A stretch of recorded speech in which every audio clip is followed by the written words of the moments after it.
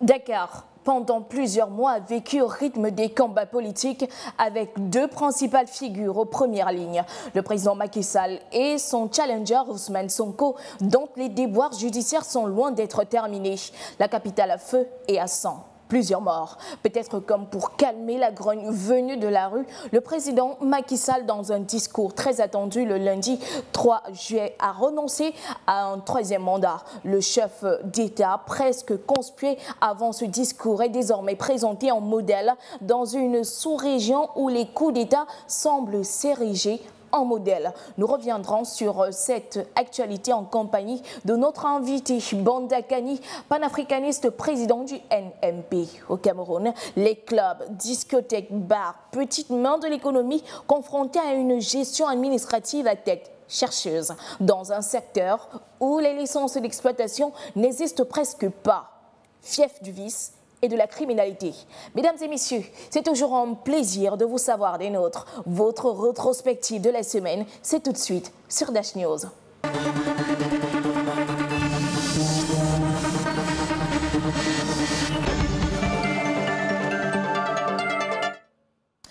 Le monde bouge, l'Afrique encore plus. Vous l'avez compris, c'est l'instant Round-up. A tout de suite.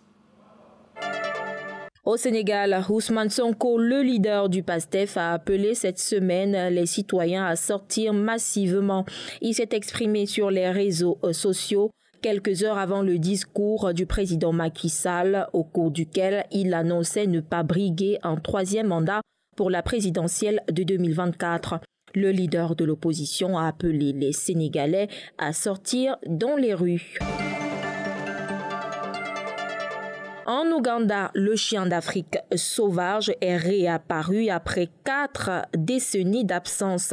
Un employé du parc national Kidepo Valley dans le nord-ouest a pu capturer quelques images floues instantanées d'un couple de lycaons qui longeait la route du parc national. Le pays s'en réjouit fortement et les autorités ont affirmé tout faire pour les garder dans leur pays. Au Cameroun, on a parlé de gestion des fonds Covid-19. Le Premier ministre camerounais, chef du gouvernement Joseph John Gouté, était face aux représentants du peuple à l'occasion des questions orales au gouvernement.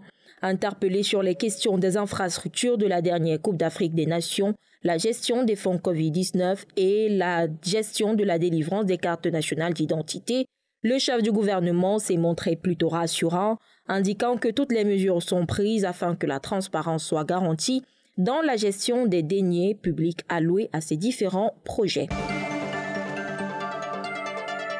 En République démocratique du Congo, on a parlé de l'évaluation de la force de l'EAC à peine 3 mois après son déploiement complet. Les chefs d'État est-africains ont décidé de procéder à l'évaluation pour lutter notamment contre les rebelles du M23. Rappelons-le, la mission d'évaluation a débuté ses travaux à l'est de la RDC. Drame à Sfax en Tunisie, le point de départ traditionnel de nombreux migrants tentant de rejoindre l'Europe a connu des émotions et des tensions accrues suite à l'agression mortelle d'un Tunisien par un migrant subsaharien. Les rapports ont indiqué qu'au cours des dernières semaines, les tensions ont augmenté entre les candidats à la migration irrégulière, principalement des populations d'Afrique subsaharienne et les populations locales de la deuxième plus grande ville de Tunisie. Au Sénégal, on a parlé économie cette semaine avec la ZLECAf, le Sénégal qui envisage d'exploiter la zone de libre-échange continentale africaine en ciblant 10 groupes de produits principalement liés à l'agriculture et aux ressources naturelles et en se focalisant sur 8 marchés africains parmi lesquels la Tunisie, l'Algérie ou encore le Cameroun. Au Burkina Faso, plus de 15 civils tués dans une attaque terroriste à Sorga.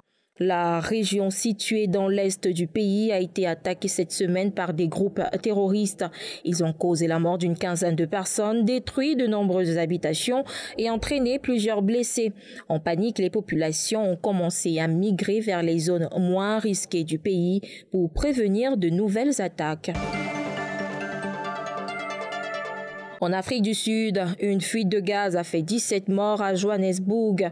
Selon des responsables locaux, les recherches se poursuivent sur le terrain. Il pourrait y avoir d'autres victimes, même si les services de recherche souhaitent que ce soit la fin.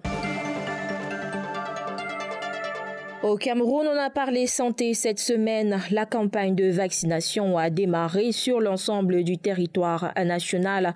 Dans la région de l'Ouest Cameroun, elle est également effective. Elle a démarré au centre médical d'arrondissement de Djeleng dans le département de la Mifi. L'objectif fixé par les autorités sanitaires de ce côté est de vacciner environ 700 000 enfants.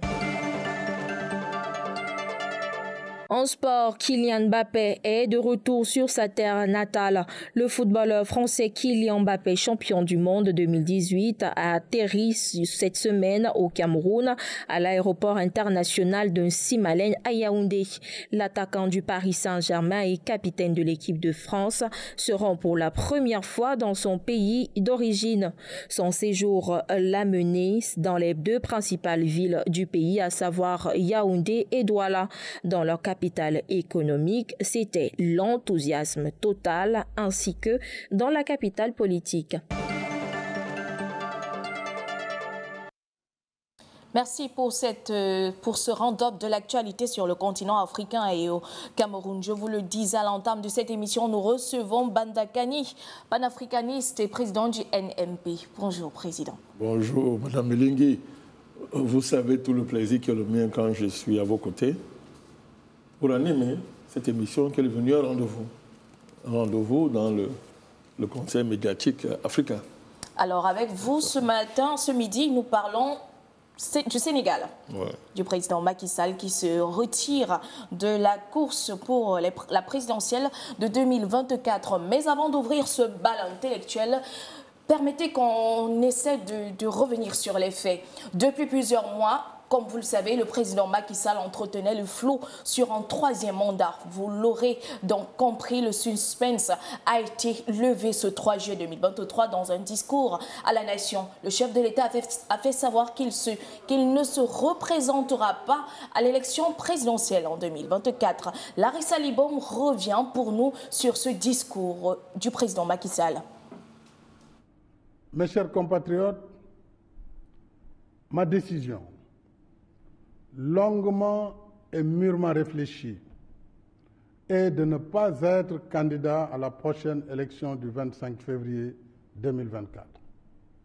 Et cela, même si la Constitution m'en donne le droit, elle surprendra aussi ceux et celles qui souhaitent me voir encore guider la construction du Sénégal, qui trouve de plus en plus ses marques. Mais le Sénégal dépasse ma personne et il est rempli de leaders également capables de pousser le pays vers l'émergence. Fin de suspense pour les Sénégalais et la classe politique dans ce pays d'Afrique de l'Ouest. Après plusieurs mois de questions sans réponse, le président sénégalais Macky Sall annonce qu'il ne se représentera pas aux élections de février 2024. C'est le 3 juillet que le chef de l'État a finalement donné sa position après plusieurs hypothèses de ses compatriotes. Les Sénégalais craignaient un troisième mandat pour le président Macky Sall après avoir brigué 2 mandats consécutifs en 2012 et en 2019. Le Sénégal a connu au début du mois de juin les troubles les plus meurtriers depuis des années. Cette décision restaure donc quelque part la réputation récemment mise à mal de la démocratie sénégalaise. À défaut de briguer un troisième mandat, Macky Sall se présente à contrario comme un garant des institutions et de la sécurité face aux tentatives de déstabilisation et vante son bilan en matière économique. Dans son discours, le chef de l'État a fermement condamné les violences qui ont suivi la condamnation à 2 ans de prison de son principal opposant Ousmane Sonko dans une affaire de mœurs et qui le rend inéligible aux prochaines élections. Quelques heures avant le discours du chef de l'État, le leader de l'opposition appelait déjà les Sénégalais à sortir massivement afin que Macky Sall ne puisse pas se présenter aux élections.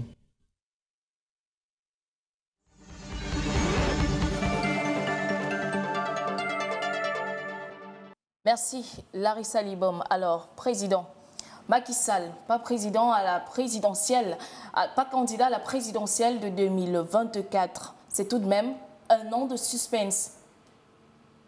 Bon, oui, on peut le dire. Encore que réduire l'action du président sénégalais à la gestion du suspense est relatif. Parce qu'en face, on peut aussi vous dire que la gestion des affaires de l'État demande une certaine tenue, demande une certaine distance à l'égard des enjeux du quotidien, ou bien des enjeux politiciens.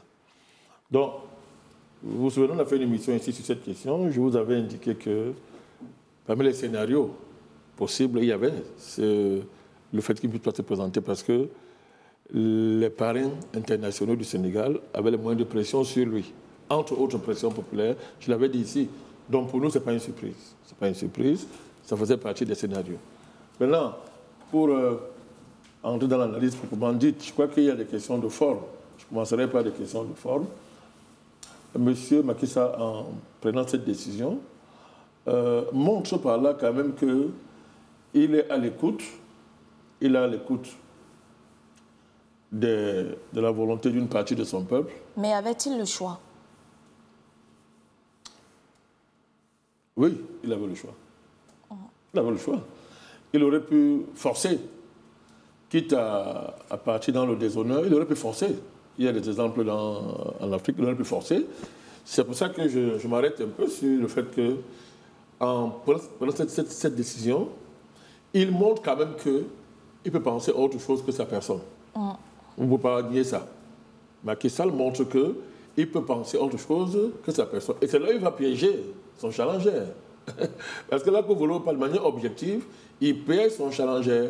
Parce que si lui, il a pu dire que, OK, parce que je souviens bien son discours, la Constitution me donne le droit de faire un deuxième mandat. Mais j'ai décidé de. Vous voyez, c'est-à-dire que sur la forme, il prend sur lui. Et il montre par là que, écoutez, moi, je peux aller au-delà de mes ambitions personnelles. Peut-on maintenant, si en face, on persiste, on peut retourner au camp Sonko le fait qu'ils ne pensent qu'à eux. Si on se refait, par exemple, à sa dernière sortie sur France 24, où il dit carrément qu'il y aura le chaos s'il n'est pas candidat. Mais, Président, peut-on assister à un retournement de veste? On se souvient d'Alassane Ouattara en Côte d'Ivoire qui avait renoncé à un troisième mandat avant de se rebiffer. Oui, il faut rien exclure. Il faut rien exclure. Surtout qu'il y a des cas d'école, vous venez d'en citer un. Il ne faut rien exclure. Il ne faut rien exclure. C'est à la différence que les conditions ivoiriennes ne sont pas les conditions sénégalaises. Ça, il faut moi le préciser. Les conditions ivoiriennes ne sont pas sénégalaises. Dans le cas ivoirien, il y avait une espèce de consensus international pour que M. Ouattara fasse ce qu'il a fait. Dans le cas sénégalais, il n'y a pas ce consensus. Il n'y a pas ce consensus.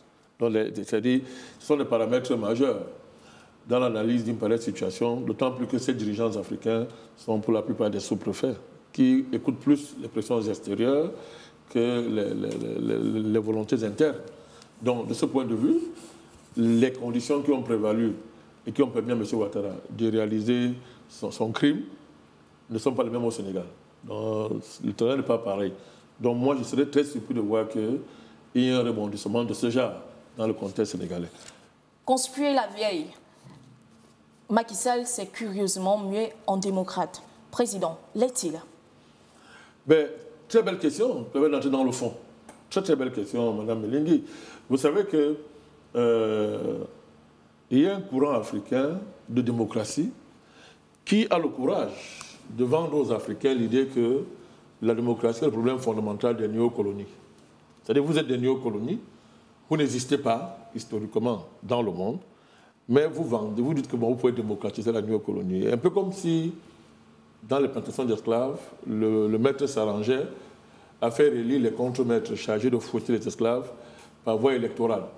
Vous vous imaginez donc le spectacle des contre-maîtres alors mobilisant les esclaves dans les plantations pour qu'ils viennent s'asseoir, voter celui qui va les fouetter. C'est caricatural, mais c'est le spectacle que nous sommes en train de voir. Il y a un puissant courant mondialiste, qui vend la démocratie dans le monde, vend la démocratie au peuple du monde, dans un contexte mondial antidémocratique de manière fondamentale. Prenez le théâtre onusien. Vous voyez très bien qu'à l'ONU, qui est, dit-on, la grande assemblée mondiale, ben, il n'y a pas de démocratie là-bas. Il y a la dictature de 5 puissances qui décide ce qu'ils veulent et l'impose aux autres. Et il y a le déclassement de l'Assemblée générale des Nations unies par le Conseil de sécurité, au vu de tout le monde. Il n'y a aucune institution internationale qui est démocratique. Vous prenez le FMI, la Banque mondiale, prenez toutes les institutions internationales, il n'y a pas de démocratie. C'est géré par des rapports de force à l'état brut, quasi sauvage. Vous pouvez l'affirmer. Oui. C'est-à-dire que vous prenez les pays occidentaux qui se présentent comme étant démocratiques, ça fait rire. Ces pays sont dirigés par les oligarchies financières invisibles qui dictent la politique. Je ne voudrais pas insister sur l'abstention historique qui frappe ces pays-là. Je ne voudrais pas insister sur la dénaturation du jeu politique, désormais coincé entre l'extrême droitisme et l'extrême gauchisme. Je ne vais pas revenir là-dessus. Et d'ailleurs, aujourd'hui, on voit très bien que tout ça est remplacé par une xénophobie qui rappelle la Grèce antique. Pour ceux qui connaissent l'histoire de la démocratie occidentale, la Grèce antique était caractérisée, entre autres, par la xénophobie, la haine de l'étranger. Vous voyez qu'aujourd'hui, la haine de l'étranger parcourt toute l'Europe en général et la France en particulier. Troisièmement, oser appeler démocratie des pays qui, dans le reste du monde, imposent la violence, sont des pays impérialistes. Il n'y a qu'en Afrique où on peut gérer de telles contradictions. Donc il y a ce vent-là qui est poussé et dans lequel beaucoup d'Africains sont entrés. Ils croient que 2 mandats, c'est l'histoire. Quand on fait 2 mandats, c'est l'histoire. Et que l'horizon politique de l'Afrique, c'est 2 mandats. Les gens meurent même pour ça. Il y a même des morts, les gens qui meurent pour ça. Et on distrait les gens avec cette vulgarité soi-disant démocratique. Vous préfériez peut-être que les présidents cumulent les mandats? Non, les mandats sont un moyen. Ce n'est pas le mandat qui est un problème pour un pays. Mais quand on fait du mandat une fin, comme la limitation des mandats nous est imposée par les dictateurs mondiaux, les dictateurs internationaux, c'est quand même terrible ça. Ils font de 2 mandats ou 3 ou 2 mandats une fin. Donc les mandats sont un moyen. Si un pays est dans une conjoncture historique qui lui permet de gérer 2 mandats, au bénéfice de son peuple et de la dignité de sa population, il n'y a pas de problème. Mais vous ne pouvez pas fermer le jeu politique en disant 2 mandats, c'est l'horizon dépassable de la politique. Vous voyez comme aujourd'hui en France, le débat est lancé. Le débat est lancé en France, où des gens vous disent que non, la limitation des mandats est antidémocratique. Le débat est lancé en France. Et il ne faut pas être surpris dans l'avenir, ça va se développer. Donc, vous ne pouvez pas... des colonies, des néocolonies ne peuvent pas avoir pour modèle politique le système démocratique imposé par les bourreaux. Il y a quand même un problème. Il y a un problème. La démocratie dans les néocolonies, c'est-à-dire dans le cas des pays africains, n'a de sens que si elle concourt à l'émancipation. À l'émancipation de l'impérialisme qui est justement imposé par ceux qui nous donnent les leçons de démocratie et qui nous obligent à faire le jeu de la démocratie, entre guillemets. Donc c'est de cela qu'il s'agit. C'est pour ça que nous, ça nous fait rire que les gens comme les Issoufou, les Antonio Guterres, toute la camarilla internationale d'impérialistes saluent Macky Sall. Vous voyez que ce n'est pas le fait du hasard. Vous voyez, il y a une chorale mondiale qui dit non, vraiment tu es un grand homme, vraiment tu as fait bientôt tu seras même secrétaire général de l'ONU. Vraiment tu es un grand homme parce que tu as fait 2 mandats. Il reste que, après ça, il prend son arrive en France comme ses prédécesseurs, comme Diouf, Senghor, Wade, qu'il est en France, et là alors, il aura atteint le paroxysme. Donc il faut qu'on soit sérieux. La démocratie néocoloniale est un crime pour les Africains, c'est un danger pour les Africains. On tourne en rond depuis bientôt plus de 30 ans dans cette affaire, on ne bouge pas. Donc il faut inventer, il faut expliciter, il faut diffuser une véritable dynamique démocratique qui réconcilie celle-ci avec les exigences de l'indépendance, de la souveraineté et du changement des rapports de force internationaux. Alors, Président, Macky Sall hors jeu, en quoi est-ce que ce retrait change la donne? Totalement la donne parce que ça enlève le fameux prétexte à M. Sonko. Ça lui enlève le fameux prétexte. Deuxièmement, ça décomplexe Macky Sall quant à l'application de ce qu'il appelle la justice sur son discours. Ça le décomplexe.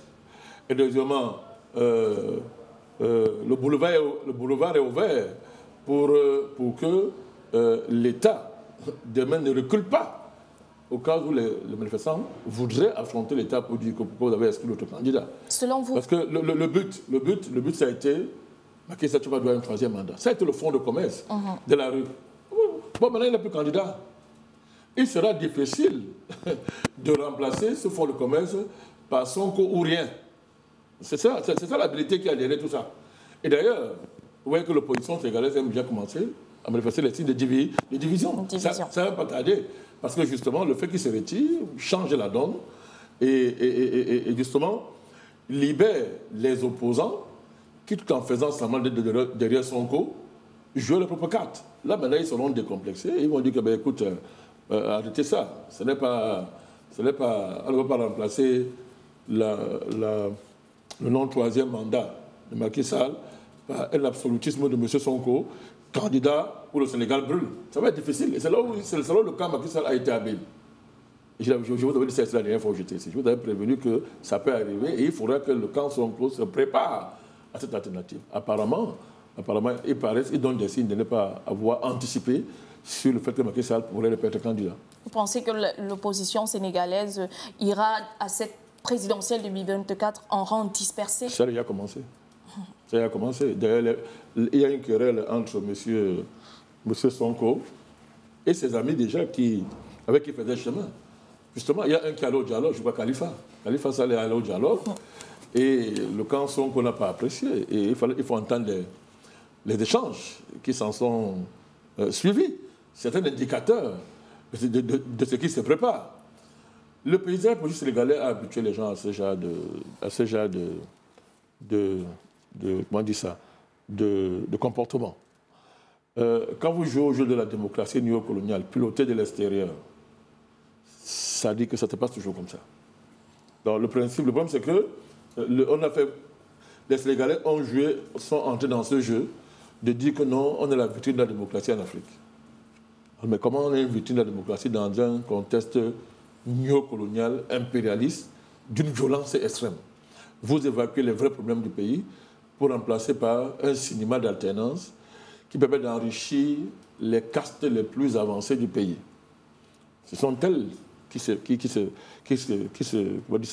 remplacent au pouvoir. Ces castes-là ne font que s'enrichir pendant que la population est dans la misère, du moins sa majorité. Ça fait donc que lorsque vous évacuez le paramètre néocolonial, vous avez de la peine, par exemple, à vendre. Regardez M. Macky Sall. Il a beau dire que j'ai un bilan, mais qui regarde ça, qui écoute ça? Le bilan, là, ne sera jamais à la hauteur des défis sociaux.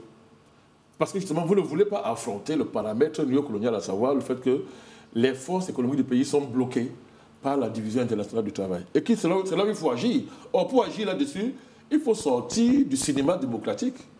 Il faut casser l'impérialisme. Il faut attaquer les structures de l'impérialisme dans le fond. Certes, il faut le faire intelligemment, mais croire qu'on va éviter ça en jouant le cinéma démocratique, on va tourner, on tourne en rond, et les émeutes remplacent la réflexion politique, et du coup, les tuteurs internationaux, les financiers qui contrôlent toute cette affaire, sont très à l'aise de faire au feu. Alors, si Macky Sall veut parler très fort, on actionne Sonko. Sonko parle trop fort, on actionne Khalifa. Khalifa parle trop fort, on actionne Karim Wade, n'est-ce pas?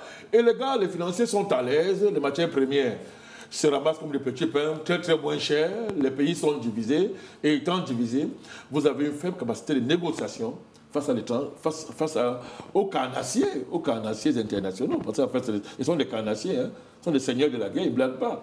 Donc, vous voyez à quel niveau, Mme Lengui, la réflexion politique n'est pas à la hauteur des enjeux. Quand vous lisez l'histoire de l'humanité, du système international qui nous tient, quand vous connaissez ces maîtres, les familles, les dynasties financières, Rockefeller, Rothschild et consorts, lisez leur histoire. Et quand vous regardez le comportement de nos hommes politiques, vous avez envie de pleurer. Venir parler de démocratie, faire la démocratie une fois en soi dans un pareil système. Alors qu'eux-mêmes maintenant commencent à dire que même la démocratie formelle, là, il faut enlever ça. Président. Il faut enlever ça, ça fait rire. Hein. Selon vous, comment amorcer ce tournant politique? Ça regarde les Sénégalais. Moi, je suis panafricaniste, mais je ne remplace pas les Sénégalais. Nous sommes là pour donner des outils intellectuels, des outils théoriques et politiques, à eux de s'en saisir. S'ils pensent que la démocratie, telle que ça se passe là, depuis bientôt 50 ans, s'ils trouvent que c'est ça leur dada, ben, libre à eux de le faire. Mais je pense qu'à un moment donné, il faut s'asseoir, réfléchir sérieusement. Il faut raisonner sérieusement. Est-ce que le Sénégal va s'en sortir dans ce ronronnement démocratique? Évidemment, c'est non. Mais le Sénégal a produit beaucoup de figures politiques. Le Sénégal, ce n'est pas seulement Blaise Ndiaye et toute sa famille, et toute sa progéniture de traîtres là qui font le cinéma de Paris. Mais le Sénégal, c'est le pays qui nous a donné Cheikh Anta Diop. Est-ce que les Sénégalais prennent le temps d'étudier l'œuvre de Cheikh Anta Diop, par exemple? Il n'est pas le seul, mais lui, c'est une figure marquante. L'œuvre de Cheikh Anta Diop n'est pas seulement une œuvre d'émancipation intellectuelle, c'est un testament politique puissant. C'est du panafricanisme. Ça permet d'approfondir l'élucidation des enjeux structurels de nos pays. Mais les Sénégalais se contentent, bon, je ne dis pas les Sénégalais, la classe politique sénégalaise se contente d'être la capitale de la France-Afrique au XXIe siècle. France-Afrique élargie. Macky Sall se vante d'avoir essayé d'élargir. Mais là, on lui montre que quand on essaye, ça aller au fond, on te ramène à l'autre. Hein. Comme un enfant, on te ramène à l'autre. Là, on l'a rappelé à l'autre. Il est rentré dans les rangs. Et l'ennemi, c'est qui, désormais? L'ennemi de Macky Sall, c'est Sonko, au lieu d'être l'impérialisme, n'est-ce pas? Et l'ennemi de Sonko, c'est qui? C'est Macky Sall, au lieu d'être l'impérialisme. Oui, non, M. Sonko a entraîné Macky Sall, a dit qu'on va là à la CPI. Maintenant, il est à France 24 tous les jours, il est à l'aise. Pendant qu'il est à France 24, Macky Sall dénonce France 24, les médias français. Vous avez vu le communiqué du gouvernement sénégalais, dernièrement, qui est assez virulent à l'égard des médias français. Vous voyez donc comment on nous ridiculise, on nous infantilise, parce que nous ne voulons pas réfléchir. La rue, c'est bien. Hein. Moi, j'ai fait la rue, je sais ce que c'est. Mais la réflexion, c'est mieux. Mais articuler rue et réflexion, c'est encore plus mieux. Peut-être que en descendant dans les rues, le peuple sénégalais a arraché le droit d'avoir une présidentielle libre et inclusive. Non. Vous ne pensez pas? Mais ce n'est pas la première fois qu'ils ont des présidentielles libres et inclusives. C'est la première fois. Mais quelle est la constance au Sénégal depuis les années Diouf, même depuis 5 ans? Ça a été des ajustements structurels qui ont appauvri, qui ont laminé le tissu social sénégalais, qui ont appauvri ce pays, pourtant qui est riche en ressources humaines, riche en ressources naturelles, de manière extraordinaire. Mais pourquoi le problème d'ajustement structurel sont l'horizon indépassable de l'économie sénégalaise? Depuis Diouf, hein? Depuis Diouf. Et William Diouf le dit dans une interview, hein? Il dit comment les ajustements structurels, c'est-à-dire, il n'avait pas le choix. Il a dit que j'ai pris des décisions, sachant que ça va falloir ma place. Mais je n'avais pas le choix. Est-ce que le Sénégal est sorti des ajustements structurels? Non. Non. Alors, si vous êtes sur le joug du consensus de Washington, qu'on découvre du gaz, même du pétrole à gogo, comme ce qui a justifié le fait que Macky Sall est resté silencieux, parce qu'avec la nouvelle découverte que le gaz, le pétrole au Sénégal, il y a des perspectives macroéconomiques un peu, parlons comme ça, un peu reluisant à l'horizon. Mais à quoi servent, dans un pays qu'on découvre du gaz, du pétrole, quand vous êtes sur le joug d'ajustement structurel? C'est-à-dire que vous travaillez pour rembourser les dettes. Vous êtes dans un cycle infernal, les prix, ce n'est pas vous qui les fixez, mais vous vous endettez, vous ne maîtrisez pas l'encours de la dette. Ça sert à quoi? C'est ce qu'il faut. C'est que nous demandons que la classe politique africaine en général, et sénégalaise en particulier, élève son niveau de réflexion et adapte, n'est-ce pas, ses stratégies à ce niveau de réflexion. Quel est ce pays où Macky Sall a pour ennemi Sonko a pour ennemi Macky Sall, après Macky Sall a pour ennemi Khalifa, après Khalifa a pour ennemi Karim Wade, après c'est Idrissa Seck qui a pour ennemi Sonko. Mais Madame Melingue, je vois vous sourire, mais ça fait pleurer. Ce n'est pas ça l'enjeu. Comment appréciez-vous le jeu politique sénégalais? Mais c'est là où on est arrivé, là, maintenant. Vous voyez, c'est là où on est arrivé. Sonko, lui, c'est Macky Sall ou rien. Macky Sall, c'est Sonko ou rien. À quand la réflexion sur les vrais enjeux de libération de ce pays, de libération économique du Sénégal? Comment faire pour que le gaz sénégalais enrichisse le pays et le peuple, et pas des castes et leurs tuteurs étrangers? Vous voyez le vrai débat politique. Si la politique, Mme Melingue, c'est la réflexion, mais la réflexion, elle est là. Sauf si désormais la politique, c'est animer la rue d'un côté et l'autre, utiliser la justice pour écarter les candidats, entre guillemets. Si la politique s'est réduite à ça, ben, écoutez, on n'aura que les yeux pour pleurer. Hein. Puisque nous parlons justement du principal challenger du président Macky Sall, bien avant l'annonce de la décision du président sénégalais, Ousmane Sonko, le leader du PASTEF, dans un discours a appelé plutôt les citoyens sénégalais à descendre dans les rues pour un sursaut, un envol, effectivement. Larissa Liboum nous en dit plus. De parole du président Macky Sall, Ousmane Sonko, le leader de l'opposition, condamné il y a 1 mois à 2 ans de prison pour corruption de la jeunesse, s'est exprimé. Sur les réseaux sociaux, il a appelé ses compatriotes à sortir massivement pour affronter le régime du chef de l'État. Selon lui, si le président ne se présente pas, ce sera pour mieux l'éliminer politiquement et relancer la machine judiciaire, ce qui n'est pas acceptable pour l'opposant. Le discours du président Macky Sall prévu ce 3 juillet est très attendu au Sénégal. Il entend lever le voile sur ses ambitions pour la présidentielle de 2024.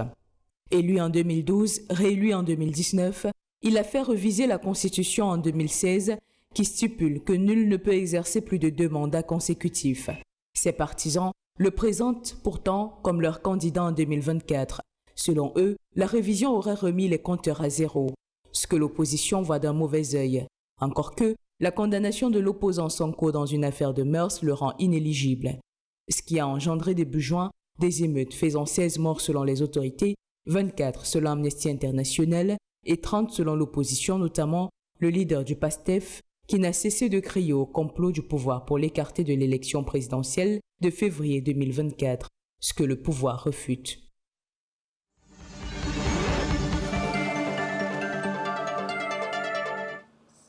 Une fois de plus, merci Larissa Liboum. Président, je vous repose la question. Comment appréciez-vous le jeu politique sénégalais? C'est un jeu politique néocolonial. Il n'y a rien de particulier au Sénégal. L'extraordinaire, ce qui est non ordinaire au Sénégal, c'est qu'on appelle ça démocratie. C'est ça qui est le problème. Vous osez appeler ça démocratie, c'est ça qui est le problème. Le problème, c'est que une bonne partie des Sénégalais croient à ça. Jusqu'à ils meurent, ils se font tuer, ils meurent pour revendiquer 2 mandats. C'est ça le problème, c'est ça qui est extraordinaire. Qu'on se comprenne bien, notre rejet de la démocratie néocoloniale ne veut pas dire que nous rejetons la démocratie. Celui qui est devant vous est allé en prison plusieurs fois, risquer sa vie pour la démocratie. Mais la démocratie pour laquelle nous on s'est battu, ce n'est pas la démocratie néocoloniale. Ça n'offre rien aux peuples africains, au contraire. Donc, je répète et je dis, la réflexion politique sur le continent est en deçà des enjeux. C'est la conséquence de notre histoire et des structures du monde, mais aussi du fait qu'on a une élite qui a choisi le parti de l'endocolonialisme, Mme Melengue. C'est quoi l'endocolonialisme? C'est trouver son compte dans l'aliénation à la politique des impérialistes sur notre continent. Ça veut dire que les élites africaines, qu'elles soient politiques ou pas, considèrent qu'on ne peut pas faire mieux que ce que l'Occident nous a apporté. Elles estiment que le pragmatisme, comme ils disent, elles sont pragmatiques. Donc elles ne sont pas des rêveurs. Donc les Sankara et Conto sont des rêveurs. Elles, les élites africaines actuelles, sont pragmatiques. Alors depuis 40 ans, 50 ans, Mme Melengue, nous évaluons le pragmatisme, ça ne nous mène nulle part. La situation sociale sur le continent, la situation géopolitique du continent, la situation politique, morale, culturelle du continent indique que le pragmatisme ne nous mène nulle part. Ça permet d'enrichir leur famille et leur clan au détriment du peuple et de consolider leur relation de tutelle avec les parrains internationaux. C'est cela qu'il s'agit. Or, je vous dis, si on continue comme ça, mais les pays seront de plus en plus ingouvernables et ingérables. Macky Sall se rend compte que le pays n'est pas gérable. Il se rend compte là. Il pleure, il pleure. Mais c'est bien de pleurer, monsieur le Président. Mais pourquoi vous refusez d'analyser les structures qui vous empêchent, vous, Président, d'aller au-delà des portes coloniales? Moi, je vous dis, quand Macky Sall a fait une interview, le président Macky Sall a fait une interview il y a quelques mois, où il dénonçait la limitation des mandats. C'était quoi ces arguments? Il dit que mais ça fait 10 ans que je suis président. Nous maturons les projets, nous respectons tous les paramètres de soutenabilité d'un projet, mais vous voici, je suis à mon 2e mandat, je suis déjà à 10 ans au pouvoir, je n'ai pas de décaissement. Est-ce que vous vous rendez compte? J'aurais fini mes 10 ans au pouvoir, que je n'aurais pas pu appliquer mes projets, parce que le décaissement, simplement, du financement peut prendre 5 ans, 10 ans. Est-ce que vous vous rendez compte? C'est lui qui le dit, hein, Macky Sall. Mais, belle analyse. Mais hier, pour le pouvoir, tu as dit quoi aux gens? Selon les Sénégalais, sont en train de le prendre au mot. Hier, tu as dit quoi aux gens? Tu étais le champion de 2 mandats qu'il fallait chasser Abdoulaye Wade. Tu as vendu le rêve démocratique. Tu as consolidé le rêve démocratique, soi-disant sénégalais. Mais maintenant, ça te rattrape. Vous voyez, nous disons aux leaders politiques africains d'être des panafricanistes. Ça veut dire quoi? De poser le vrai diagnostic sur la table et d'être courageux. Et de comprendre que la politique, à un moment donné, suppose que, Mme Elingui, on puisse donner sa vie pour des belles idées. Sinon, qu'on arrête de faire la politique. Parce que la politique est, a priori, le domaine de l'intérêt général. Et le domaine où l'intérêt particulier s'incline devant l'intérêt général. Où vos intérêts personnels s'inclinent devant ceux du peuple pour lequel vous êtes engagé. C'est comme c'est un peu les élémentaux de la politique, si on veut la faire sérieusement. Mais c'est quoi ce système qu'on vit en Afrique? Où les politiciens sont très heureux de travailler contre leur peuple. Où les politiciens sont heureux d'être adoubés par un système international qui est inhumain. Qui est inhumain. Où des politiciens sont heureux d'être des marionnettes de financiers, des bandits internationaux appelés financiers, qui tuent et font porter le chapeau par les hommes politiques. Madame Elingui, qui voit les banquiers? Vous avez vu un joueur banquier international? Vous ne le voyez pas. Est-ce que vous savez que le FMI et la Banque mondiale, si on prend ce cas-là, appartiennent à des financiers internationaux, à quelques familles qu'on connaît? Mais vous avez même vu leur visage. Est-ce que vous savez que Rockefeller fait la politique, décide sur le sol des États-Unis? Vous voyez Obama, non? Vous voyez Biden, bon, quand il ne tombe pas. Vous voyez, en France, vous voyez Macron. Mais est-ce que vous savez que les Rothschild sont les propriétaires de la France? Qui vous le dira?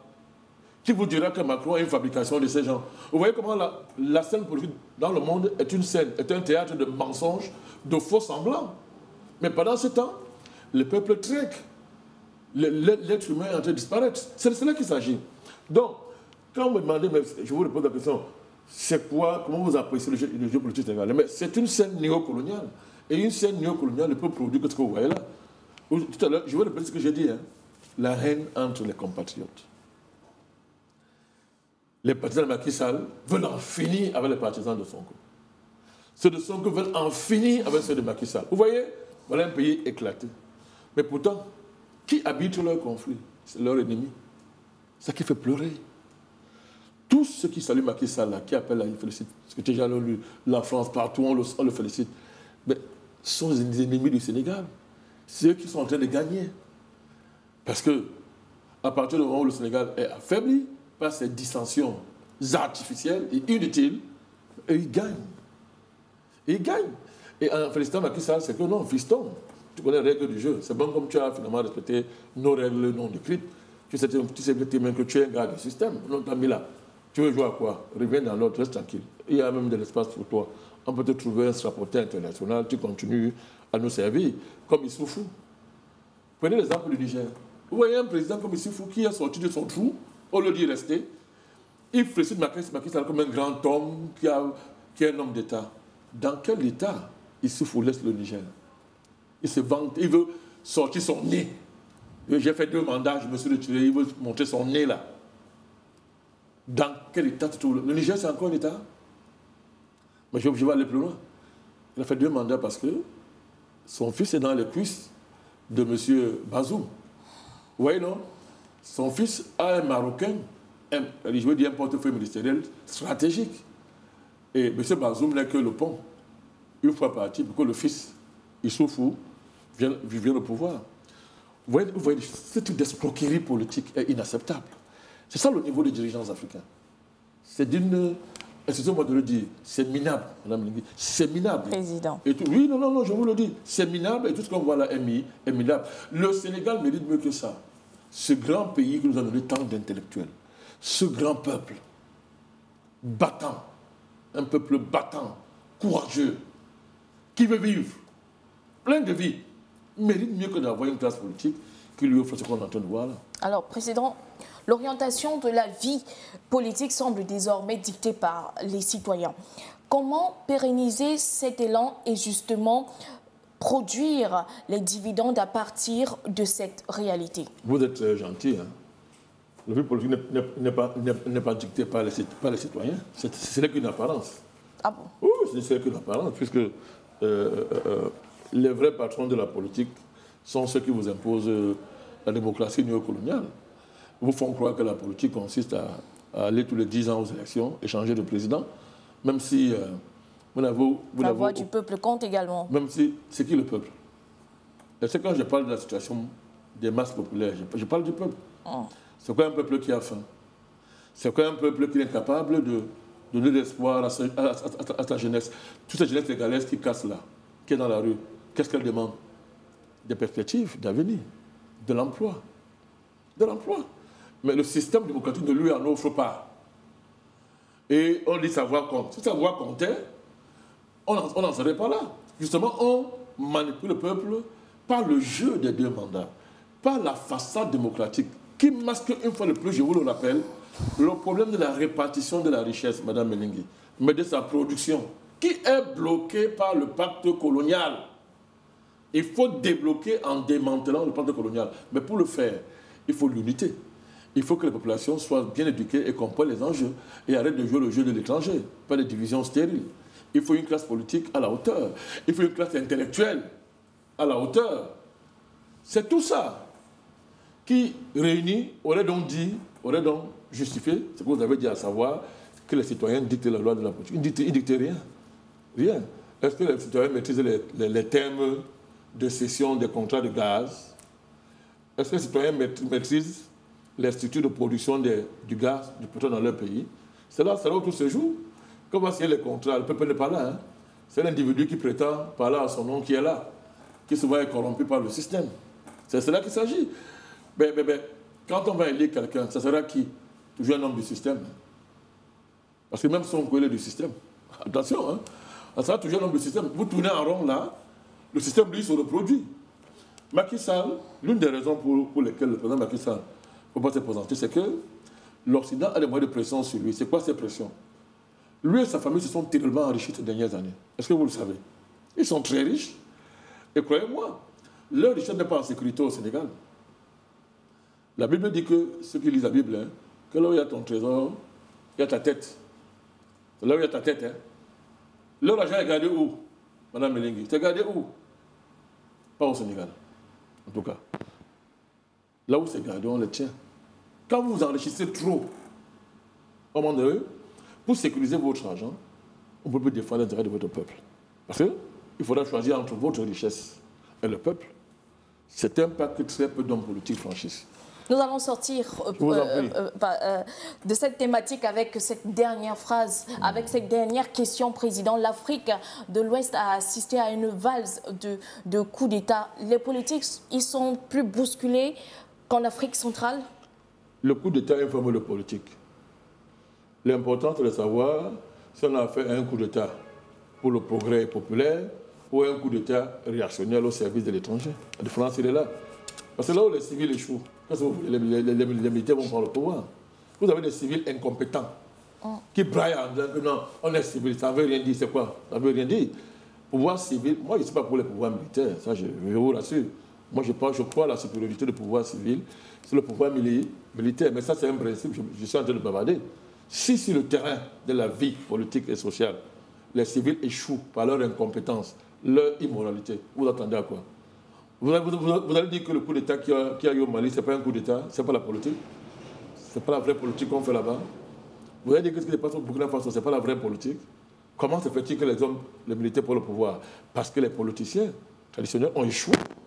Ils échouent à cause de leur corruption, à cause de leur inconsistance. Donc, on a dans l'histoire de l'Afrique, Mme Melingi, des coups d'État progressistes et des coups d'État réactionnaires. Il y a des mauvais coups d'État. Il y a les bons coups d'État. Si par principe, il est mieux qu'on n'ait pas de coup d'État. Ça, c'est le principe.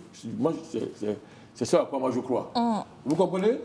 Mais dans des cas où le principe que vous énoncez ne correspond plus au fait, vous considérez le fait social qui est devant vous, sinon vous êtes un rêveur. Vous comprenez? Pourquoi il y a les coups d'État? Quels sont les contextes qui engendrent des coups d'État? Quand vous avez analysé ça correctement, vous comprenez très bien pourquoi il est souvent nécessaire de faire la part entre les choses. Est-ce qu'un coup d'État, à un moment donné, peut faire avancer un pays? Et c'est le cas, oui, on fait avec, et on sort du pouvoir militaire à un moment donné. Est-ce qu'un coup d'État peut retourner le pays en arrière? Oui, mais à ce moment-là, il ne faut pas seulement dénoncer quand c'est arrivé. Il faut tout faire pour que ça n'arrive pas. Nous allons aborder la deuxième thématique, Président Bandakani, et nous parlons des débits, de la gestion des débits de boissons au Cameroun. Juste après cette transition, on se retrouve juste derrière.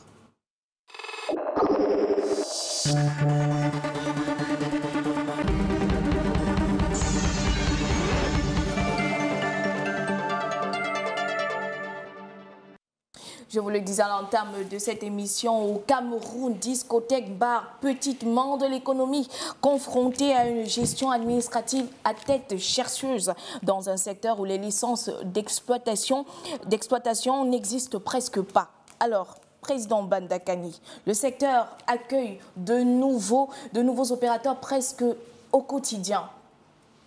Selon les chiffres officiels, Yaoundé compte près de 6000 débits de boissons, c'est dire un bar à chaque coin de rue. Comment interprétez-vous cette situation? C'est l'économie de la mort. Quand un État néocolonial est dépassé par les événements, qu'est-ce qu'il fait? Il drogue la population. Il la drogue pour amener celle-ci à s'évader dans des univers artificiels qui vont l'empêcher de se révolter contre les princes incompétents. C'est là qu'il s'agit, hein, ce n'est pas autre chose. Je voudrais vous parler de la réglementation en la matière. Non, la réglementation existe, elle existe. Elle tourne essentiellement autour de la licence, l'autorisation de commercer, d'opérer. Alors, les licences d'exploitation. Tout à fait. Alors, dans les années, quand le Cameroun commence la dynamique de libéralisation de son économie, dans les années 90 en montant, vous connaissez la première mesure qui a été prise au Cameroun? C'est justement de libéraliser le secteur des débits de boissons. C'est le hasard? Non, mais ce n'était pas un hasard. Ça traduisait l'option que l'État avait prise en toute connaissance de cause. C'était quoi? Devant tant de chômage et d'entreprises qui ferment, devant les perspectives qui vont être économiques extrêmement moroses, je vous le dis, l'État décide de psychologiser la misère. Ça veut dire quoi, la psychologisation de la misère? C'est que on dit, OK, si nous ne faisons pas attention, ces gens-là vont nous renverser parce qu'ils sont fâchés. Parce que les causes de la colère n'ont pas le moyen de les régler à court et moyen terme. Alors qu'est-ce qu'on fait? L'État remplace donc son incompétence objective par, comme je vous ai dit, l'invention des univers artificiels permettant l'évasion des populations afin qu'elles oublient les duretés du quotidien. Un des meilleurs paradis artificiels, Madame Melingui, c'est la boisson. Le Cameroun est l'un des pays au monde où on boit le plus, c'est connu. On bat les records de beuverie au Cameroun. Justement, oui. Les bars, clubs, discothèques rapportent au Trésor plus que le secteur de l'événementiel au regard des chiffres. Pourtant, il est moins structuré. Les syndicats continuent de réclamer les textes et une fiscalité adaptée. Est-ce ce vide qui explique les contrôles informels organisés au gré parfois des humeurs d'un sous-préfet? Oui, les contrôles servent de soubassement à la corruption. Les agents de l'État qui sont en charge du secteur, évidemment, il ne faut pas rêver, sont là pour se faire de l'argent. C'est pour faire de l'argent. C'est un fait connu au Cameroun, je ne vais pas y insister. Donc ce n'est pas le souci de la moralité publique. Ce n'est pas le souci même, c'est même pas le souci de normaliser ce secteur qui motive les agents de l'État, c'est l'argent, c'est-à-dire la corruption, l'argent. Comment m'enrichir à mon poste, le temps que j'y suis. C'est cela qu'il s'agit. Mais au-delà, moi je tente de vous expliquer, quand vous parlez de la fiscalisation du secteur, moi ça me fait rire. Mais vous voulez fiscaliser un secteur qui tue la population de votre pays, qui détruit sa jeunesse? C'est quoi cette fiscalité? Quel est ce pays qui pense qu'il peut se développer avec la prolifération des débits de boissons, qui sont le nid de la prostitution, de la débauche et de toutes sortes d'immoralités dans notre pays? Vous comprenez? Alors, quand il y a une conjoncture, c'est-à-dire que souvent, quand il y a une situation qui se crée, par exemple, quelqu'un est mort de manière brutale, il y a un mort, ou bien il y a peut-être une réaction des populations dans un secteur, n'est-ce pas, qui dénonce, n'est-ce pas, le fait que l'économie de la mort a envahi un espace, l'autorité, n'est-ce pas, administrative, profite de la conjoncture, fait semblant de fermer, ferme, mais en fait, il lève les enchères. Il lève les enchères pour qu'après, comme vient de le voir, la somme soit consistante. Et vous êtes surpris après de la réouverture. Non, Mme Lengue, ça surprend les naïfs. Hein. Je vous dis, c'est une politique de l'État. Vous ne comprenez pas ça si vous évacuez le fait que vous avez affaire à une politique de l'État qui doit gérer, n'est-ce pas, une masse de chômeurs, une masse de personnes déclassées justement à cause des choix politiques et économiques du pays, dont l'État lui-même qui opère ces choix est bien conscient des conséquences. Et pour gérer donc la population, on bascule dans l'informel. Je vais vous dire que l'économie du Cameroun est à près de 80% dans l'informel. Hein. Près de 80%. Est-ce que vous vous rendez compte? Près de 80% de l'économie du Cameroun est dans l'informel. Sans cet informel, le Cameroun aurait explosé. Vous voyez très bien que sans ce soupape, le soupape là, s'il n'y avait pas ce matériel d'atterrissage qu'est le secteur informel, de la débrouillardise, dis-moi pas quel marché le Cameroun résisterait. Ouais. Mais en même temps, on ne peut pas développer un pays par ce type d'économie. Parce que quand vous regardez, partout à Douala, si on parle pas de Douala, vous avez des bars partout. Mais ce n'est pas seulement le bar que vous voyez. Là où il y a un bar, Mme Meningui, il y a la prostitution, il y a la débauche, il y a le trafic de drogue, il y a l'immoralité. Ça veut dire quoi? Il y a la destruction de la ressource humaine du pays. On va voir avec ça. Donc il faut que rapidement, bon, je ne suis pas un rêveur, hein, je préfère la morale à un État qui gère des urgences, mais il faut que rapidement on retrouve les voies d'une économie de la vie, d'une économie vraiment libre. C'est la bataille qu'il faut mener. Mais comme je disais tout à l'heure pour le Sénégal, pareil pour le Cameroun, le combat pour la libération économique n'intéresse pas les élites de nos différents pays. Vous parliez de fermeture. Revenons au dernier cas, celui de mini-ferme dans le 6e arrondissement de la ville de Yaoundé. Suite au meurtre d'un militaire, le sous-préfet a décidé d'apposer des scellés sur tout un secteur pendant 30 jours. Décision motivée, selon le chef d'État, par l'insécurité. Ouais. Ça s'entend? Oui, non. Il y a eu l'insécurité. On a tué un militaire, non? Donc il y a l'insécurité. Quelques jours plus tard, la décision a été changée. Mais ça vous surprend, on n'a pas vu la décision qui concernait le touristique. Comment analysez-vous ce rétropédalage, Président? Ils sont, mais attends, c'est pas, il n'y a pas à analyser. Ça fonctionne comme ça. C'est un mode de fonctionnement.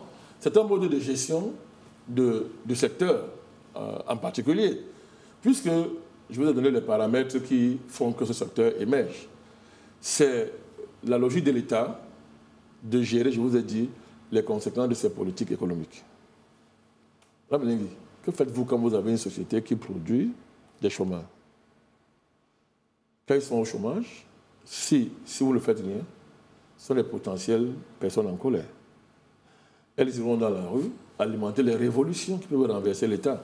Mais un État comme celui du Cameroun, qui a connu des expériences de révolte populaire en 90, etc., mais ils ne sont pas bêtes. Hein? La réponse donc à la colère potentielle, Mme Meningui, c'est de libéraliser les loisirs. Hein? Les loisirs qui ne sont plus des loisirs pour imiter un musicien camerounais assez célèbre, mais qui deviennent des loisirs de la mort. C'est une façon de gérer le peuple. Maintenant, il y a la dimension, tout à l'heure je vous ai parlé de l'économie informelle. La population qui n'a pas de débouché formel, c'était hier l'administration, la fonction publique, il y a longtemps qu'elle n'est plus capable de recruter comme elle faisait hier. C'était les entreprises privées, elles aussi, à cause de l'environnement économique, ne peuvent pas fournir un nombre assez suffisant d'emplois.